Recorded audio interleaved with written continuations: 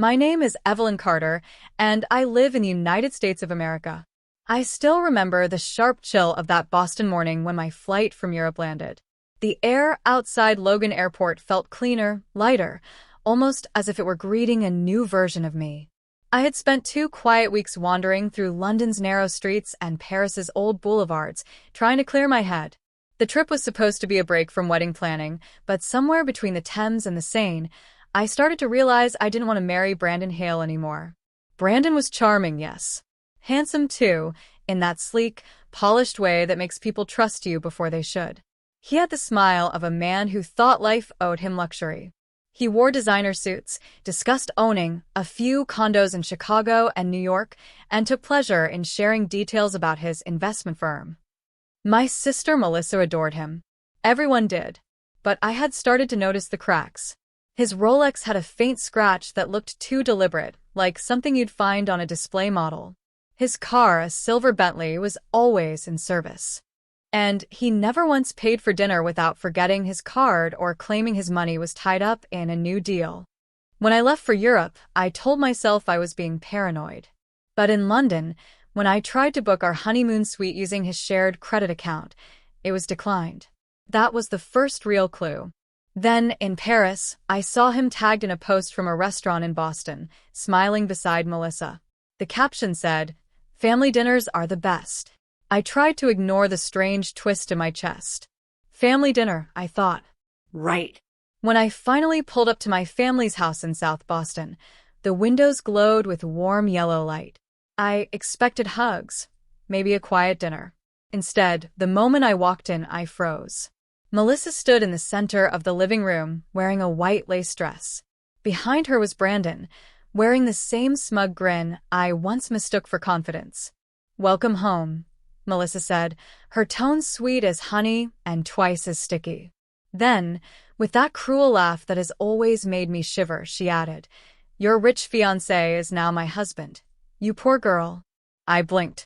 I stared at the ring she was waving in my face, a diamond that looked more like a crystal. Then, all the months of tension, the sleepless nights, the doubts, all of it broke. My knees gave out, and I fainted. They thought I fainted from heartbreak. But it wasn't shock that made my body go limp, it was relief. When I opened my eyes, I was lying on the couch, a glass of water beside me. Melissa sat across the room, still smiling, her posture sharp with satisfaction. Brandon stood behind her with his arms crossed, acting like the king of his own cheap kingdom. "Poor thing," Melissa said. "You should have seen your face." I sat up slowly, took a sip of water, and placed the glass down carefully on the table. My hands weren't trembling.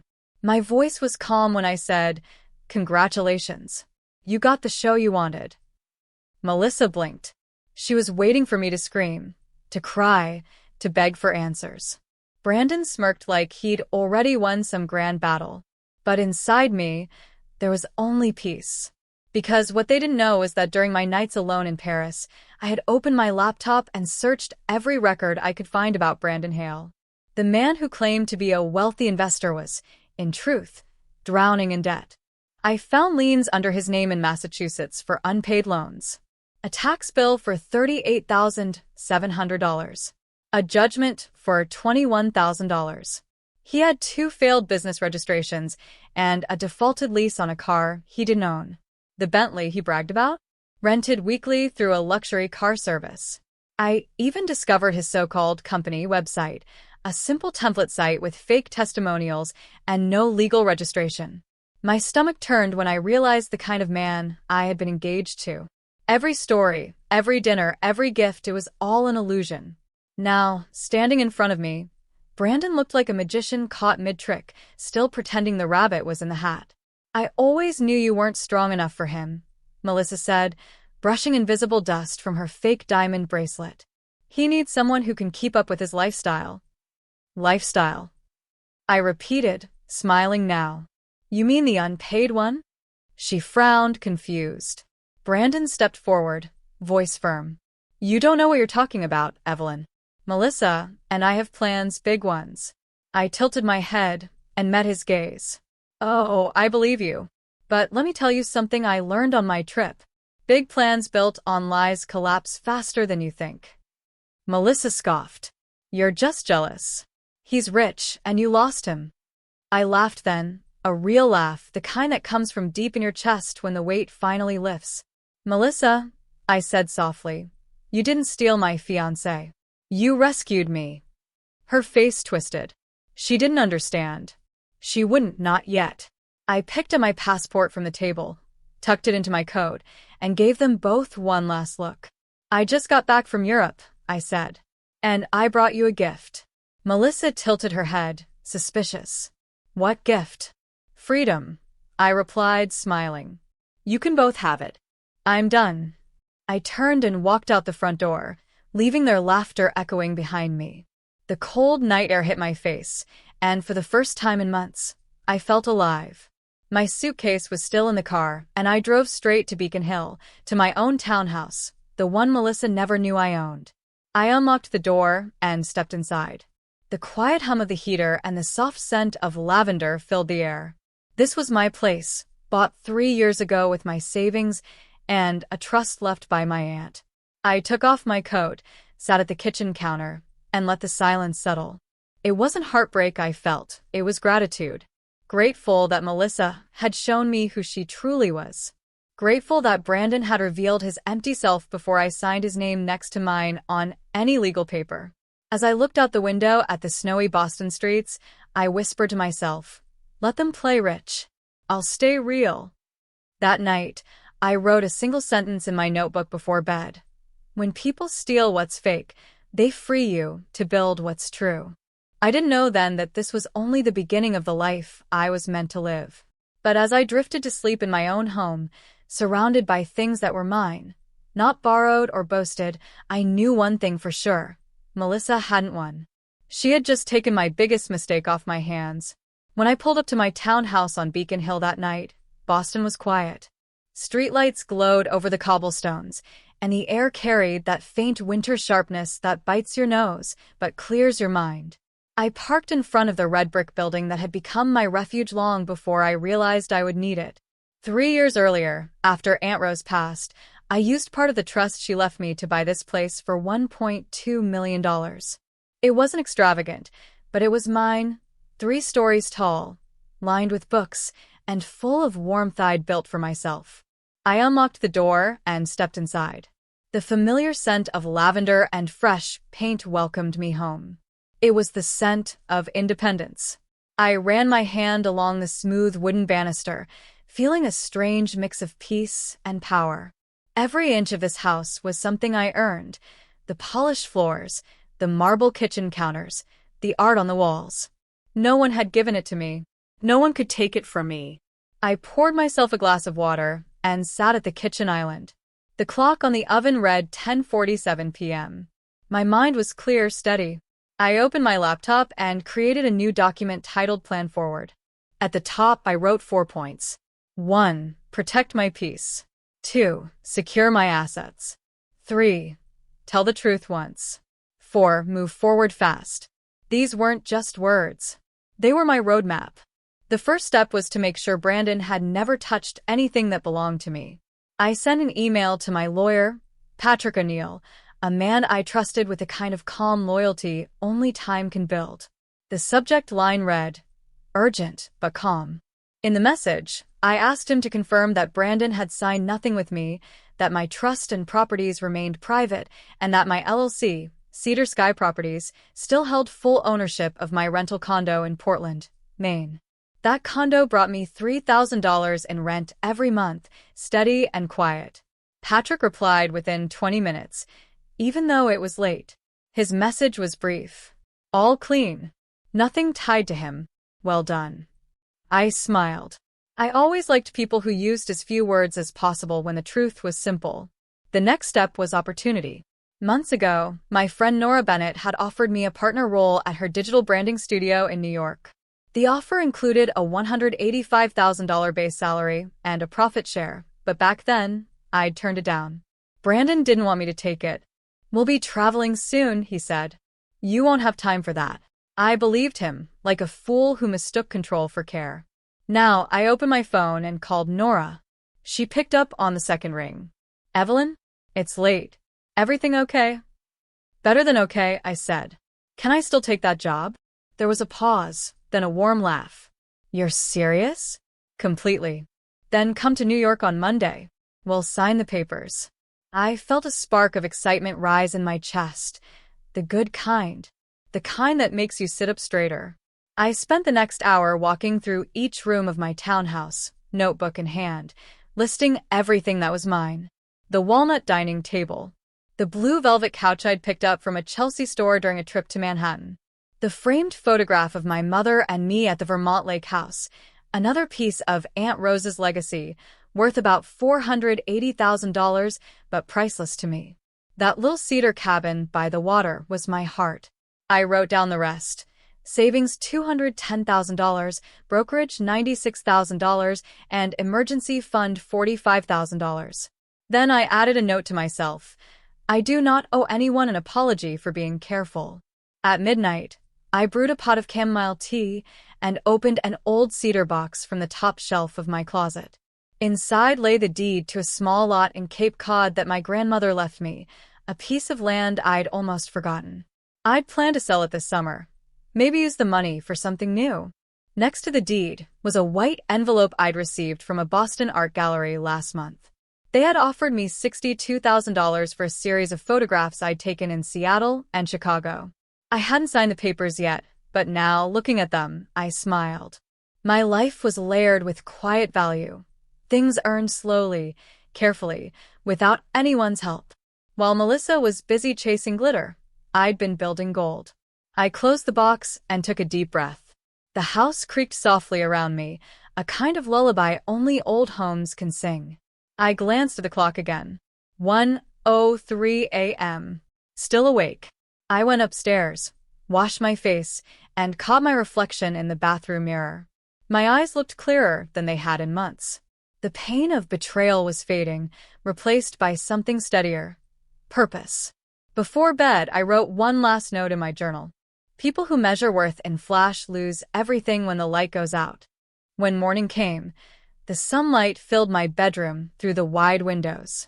I brewed coffee and checked my phone. 22 missed calls. All from Melissa. I didn't open a single one. I simply typed back 2 words. I'm fine. Then, at 6 a.m., I sent another text. This one is shorter. I wish you well. And that was it. I set the phone face down on the counter and got dressed for a jog. The streets of Beacon Hill were calm, dotted with trees and brownstones that felt like they'd been there forever. As I ran, I thought about how quickly life can shift, how a single cruel laugh at your expense can become the push you need to reclaim yourself. When I returned, I made breakfast, then opened my laptop again.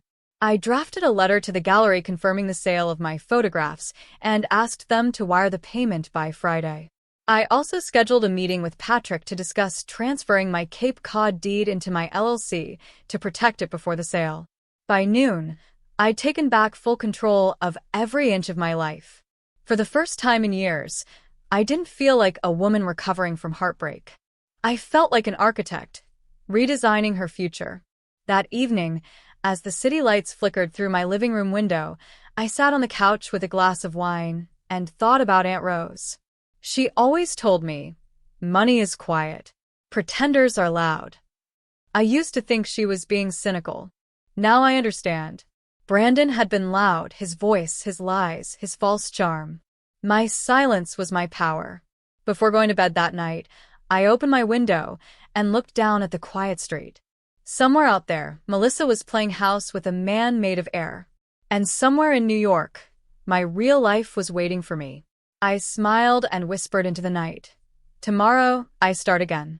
2 weeks after I left Boston, I arrived in New York with 2 suitcases and a heart that finally felt steady. The city air was brisk, carrying the smell of roasted coffee and ambition. I rented a small apartment in Chelsea, 1 bedroom, high ceilings, wide windows, and a view of the skyline that reminded me of endless possibilities. It cost $4,800 a month, but to me, that view was worth every dollar. Monday morning, I walked into Nora Bennett's studio, a bright loft near Madison Avenue filled with the hum of creativity. Nora met me at the door, her red scarf trailing behind her like a burst of color. "There she is," she said with a grin. "Ready to take over the world?" We sat at a long oak table, papers spread between us. The partnership agreement was simple: a 30% ownership stake in her firm, a base salary of $185,000, and profit shares after the first quarter. I signed my name in smooth black ink. There was something sacred about that signature. It wasn't just a deal, it was a declaration. After the signing, Nora poured us coffee. "You know," she said softly, "you look different." "Lighter?" I asked. "Exactly," she said.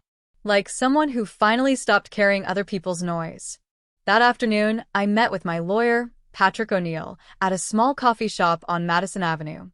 He was already there when I arrived, sipping black coffee, a thin folder resting on the table. "I found more," he said as soon as I sat down. Brandon's wealth was financed by soft loans from friends and a high-interest private credit line. The debt's been sold to a collector for 30 cents on the dollar. He turned the folder toward me. Inside was a document showing Brandon's outstanding balance, $122,000. The buyer had paid $36,600 for the rights to collect it. "How does that help me?" I asked, stirring my coffee. Patrick leaned forward. "It's not about helping you financially. It's about protecting you legally. If his creditors ever come sniffing around, I can make sure they find nothing tied to your name.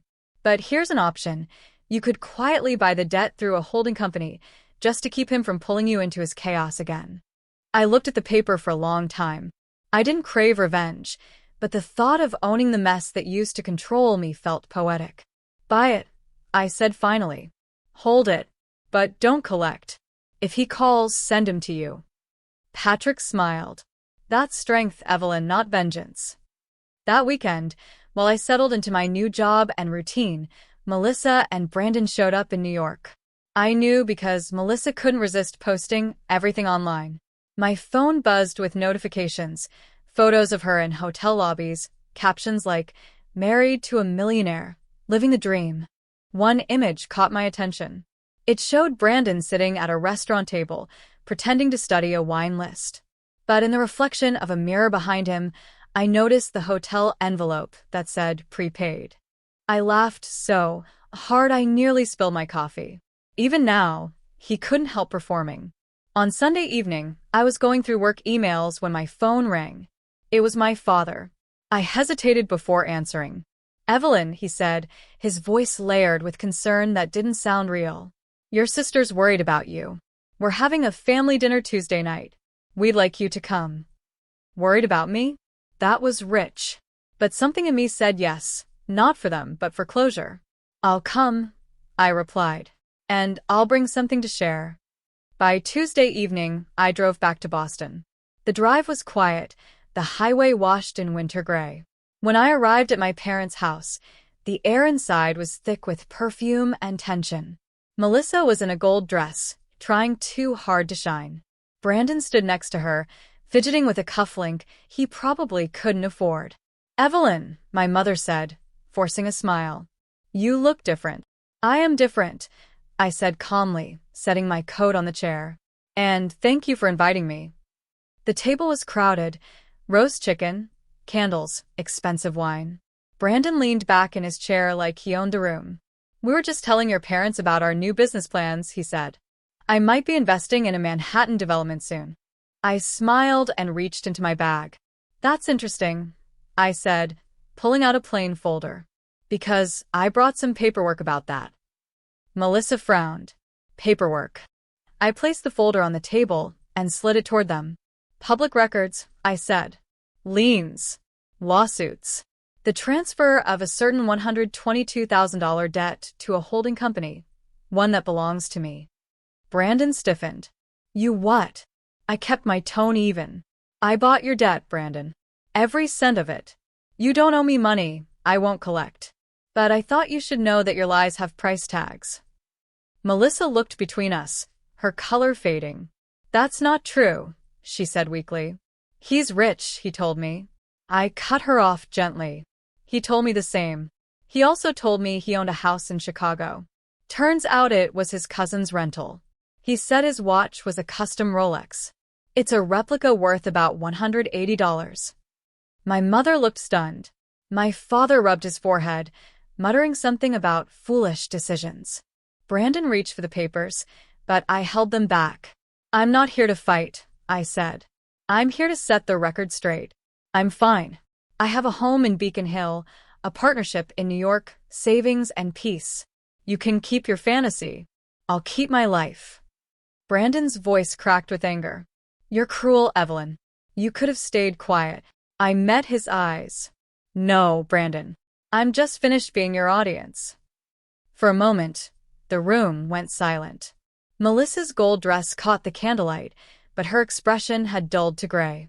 My mother stared at the documents in front of her, pale and speechless. My father sighed deeply, the disappointment on his face directed not at me, but at them. Then, finally, Melissa let out a short, brittle laugh. It was the same laugh that once hurt me, but this time it sounded like glass shattering. I stood, picked up my coat, and looked around the table one last time. I hope you both find what you're looking for, I said. But whatever it is, it won't be built on lies. As I walked out into the cold night, the door closed softly behind me. For years, I had been the quiet one, the easy target, the forgiving sister, the woman who stayed silent to keep the peace. But that night, under the Boston streetlights, I realized something powerful. Silence can be strength when you choose when to break it. The next morning, I was back in New York, sitting at my new desk, sunlight streaming through the tall windows. My coffee was hot, my schedule full, and my mind clear. I had faced my past, and this time, it had no power left over me. After the dinner in Boston, I drove back to my townhouse in Beacon Hill and slept for 10 hours straight. It was the kind of sleep that feels like a restart, the kind that only comes when a heavy chapter finally closes. When I woke the next morning, the house was filled with soft winter light streaming through the tall windows. I brewed coffee, wrapped a wool blanket around my shoulders, and sat at the kitchen island with my notebook. The quiet was so deep that even the clock ticking on the wall sounded like a heartbeat. I opened my laptop and saw a message from Nora. Big opportunity, it said.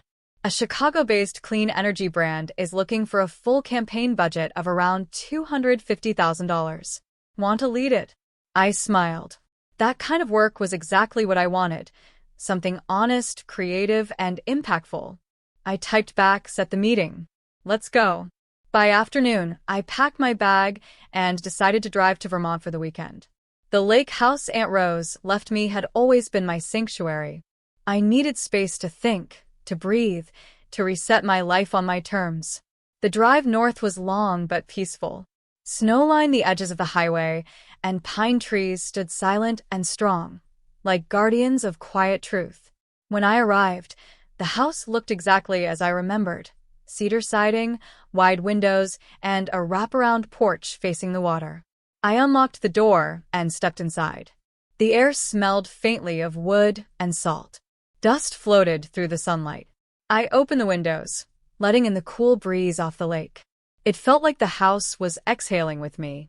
I spent the evening sitting by the fireplace, sipping tea and writing. On a fresh page, I listed 3 new promises to myself. 1. I choose peace. 2. I guard what I build. 3. I love, and I leave when I must. Those words felt like armor. A week later, I finalized the sale of my Cape Cod lot for $310,000. Half of the money went toward paying off the small remaining mortgage on my Boston townhouse. The other half, I decided, would serve a greater purpose. I created a fund in Aunt Rose's name, the Rose Harbor Foundation. Its goal was simple: to help women cover the first and last month's rent when leaving difficult homes. I knew what it felt like to feel trapped by circumstance. Now I wanted to build doors for others to walk through. When I signed the paperwork, I felt steady. No more shaking hands. No more chasing validation. Just purpose. That Saturday night, I hosted a small dinner at my townhouse. Nora flew in from New York, Patrick came with his wife, and my neighbor, Olivia, brought a basket of fresh peaches. We ate on the rooftop deck, the city glittering below us like a million tiny candles.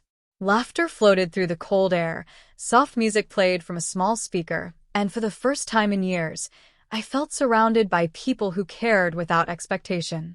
At one point, Olivia leaned over and asked gently, "Do you ever think about your sister?" I paused, the night breeze brushing my hair. "Sometimes," I admitted. Not with anger, though. Just sadness. She wanted a rich story instead of real life. But I'm not that girl anymore. They all nodded quietly, as if understanding without words. Later, while we were clearing the plates, my phone buzzed. I glanced down to see a message from an unknown number. It was short, just 3 words, "We need help." Then another, "Rent is due." I didn't need to ask who it was. I knew that tone, desperate, defensive, familiar. Brandon. For a long moment, I just stared at the screen. My old self would have felt pity, maybe even guilt. But this time, I felt nothing but distance. I set the phone face down on the counter and said softly, "Not my world anymore." Patrick noticed my expression and smiled knowingly. "Everything all right?" he asked. "Perfect," I replied. "Just the past knocking on the wrong door." We laughed, and the moment passed like wind through leaves. After everyone left, I tidied the house, blew out the candles, and stood by the door for a while, watching the city through the glass. Boston's skyline shimmered in the distance, a reminder that rebuilding doesn't always mean starting over. It means standing taller in the same place. Before heading upstairs, I placed a spare key in a small ceramic bowl near the entryway. It made a soft clinking sound, and for some reason that sound stayed with me. It wasn't just a key, it was a symbol, a fresh start, a promise that this home, this life, this peace, was mine to protect. The next morning, I woke before dawn, packed a few books, a notebook, and my hiking boots, and drove back to Vermont. When I reached the lake, the sun was just beginning to rise, turning the water from gray to gold. Mist curled over the surface like breath. I brewed coffee on the porch and sat watching the light grow stronger with every passing minute. I took out my notebook and turned to the final page. My handwriting was careful, deliberate, as I wrote a single truth that had carried me through every storm. Your sister married a lie. You married your life. Keep choosing it. I closed the notebook, tied my shoelaces, and stepped outside. The ground was firm beneath my feet, the air cold but full of promise. I walked down to the dock, where the water reflected the skies so perfectly it looked like I was standing between 2 worlds, one behind me, full of false glitter and noise, and one ahead, wide and quiet and real. For the first time in a long while, I didn't look back. I hiked the trails that wound through the pines, stopping at the clearing Aunt Rose used to love. From there, I could see the whole lake spread out like glass, framed by mountains dusted with snow. I sat on a fallen log, closed my eyes, and felt peace settle into my bones. The wind whispered through the trees, carrying memories of laughter, heartbreak, and lessons I'd learned the hard way. But instead of pain, I felt gratitude. Every betrayal, every lie, every tear had led me here, to this place, this stillness, this strength. When I finally rose to leave, the sun had climbed high, and the lake glittered like a mirror. I walked back toward the house with slow, steady steps, each one feeling lighter than the last. As I reached the porch, I looked back once more at the trail, then at the calm water beyond it. "Thank you," I whispered, "to the woman I used to be, to Aunt Rose, to every ending that made space for this beginning." Then I opened the door, stepped inside, and smiled. The house was quiet again, but this time, it wasn't lonely. It was full of possibilities. A new key, a new life, and finally, a heart completely my own.